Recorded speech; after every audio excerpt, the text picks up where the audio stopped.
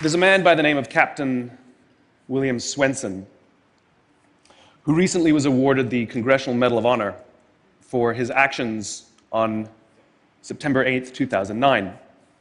On that day, a column of American and Afghan troops were making their way through a part of Afghanistan to help protect a group of government officials, a group of Afghan government officials who'd be meeting with some local village elders. The column came under ambush and was surrounded on three sides. And amongst many other things, Captain Swenson was recognized for running into live fire to rescue the wounded and pull out the dead. One of the people he rescued was a sergeant, and he and a comrade were making their way to a medevac helicopter. And what was remarkable about this day is, by sheer coincidence, one of the medevac medics happened to have a GoPro camera on his helmet and captured the whole scene on camera. It shows Captain Swenson and his comrade bringing this wounded soldier who'd received a gunshot to the neck. They put him in the helicopter, and then you see Captain Swenson bend over and give him a kiss before he turns around to rescue more. I saw this, and I thought to myself, where do people like that come from? What is that? That is some deep, deep emotion when you would want to do that. There's a love there.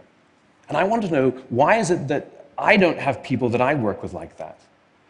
You know, in the military, they give medals to people who are willing to sacrifice themselves so that others may gain.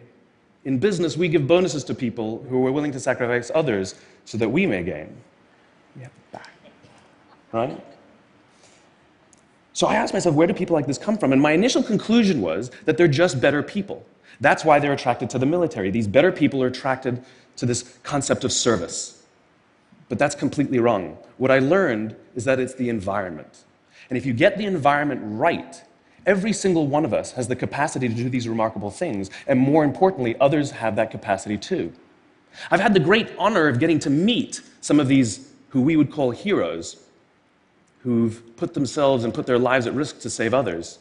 And I asked them, why would you do it? Why did you do it?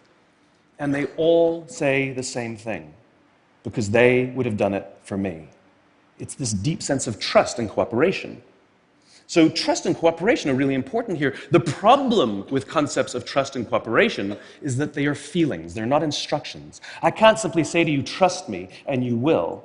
I can't simply instruct two people to cooperate, and they will. It's not how it works. It's a feeling. So where does that feeling come from? If you go back 50,000 years to the Paleolithic era, to the early days of Homo sapien, what we find is that the world was filled with danger.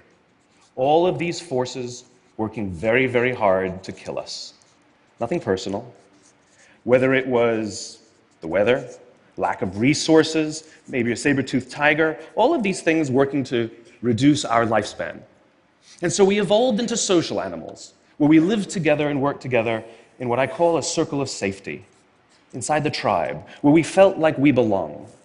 And when we felt safe amongst our own, the natural reaction was trust and cooperation. There are inherent benefits to this. It means I can fall asleep at night and trust that someone from within my tribe will watch for danger. If we don't trust each other, if I don't trust you, that means you won't watch for danger. Bad system of survival.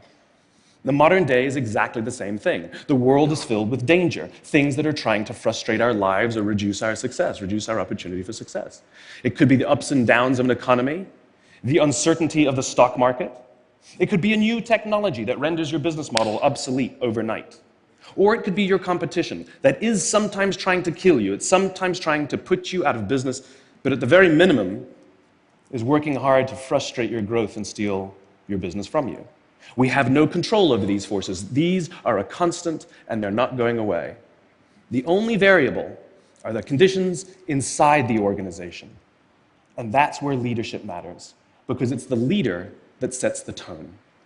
When a leader makes the choice to put the safety and lives of the people inside the organization first, to sacrifice their comforts and sacrifice the tangible results so that the people remain and feel safe and feel like they belong, remarkable things happen. I was flying on a trip, and I was witness to an incident where a passenger attempted to board before their number was called.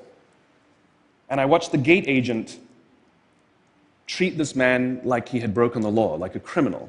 He was yelled at for attempting to board one group too soon. So I said something. I said, why do you have to treat us like cattle? Why can't you treat us like human beings? And this is exactly what she said to me. She said, "Sir, if I don't follow the rules, I could get in trouble or lose my job." All she was telling me is that she doesn't feel safe. All she was telling me is that she doesn't trust her leaders. The reason we like flying Southwest Airlines is not because they necessarily hire better people, it's because they don't fear their leaders. You see, if the conditions are wrong, we're forced to expend our own time and energy to protect ourselves from each other. And that inherently weakens the organization. When we feel safe inside the organization, we will naturally combine our talents and our strengths and work tirelessly to face the dangers outside and seize the opportunities. The closest analogy I can give to what a great leader is, it's like being a parent. If you think about what being a great parent is, what do you want? What makes a great parent? We want to give our child opportunities, education, discipline them when necessary, all so that they can grow up and achieve more than we could for ourselves. Great leaders want exactly the same thing. They want to provide their people opportunity, education, discipline when necessary, build their self-confidence, give them the opportunity to try and fail, all so that they could achieve more than we could ever imagine for ourselves. Charlie Kim, who's the CEO of a company called NextJump in New York City, a tech company, he makes the point that if you had hard times in your family, would you ever consider laying off one of your children? We would never do it.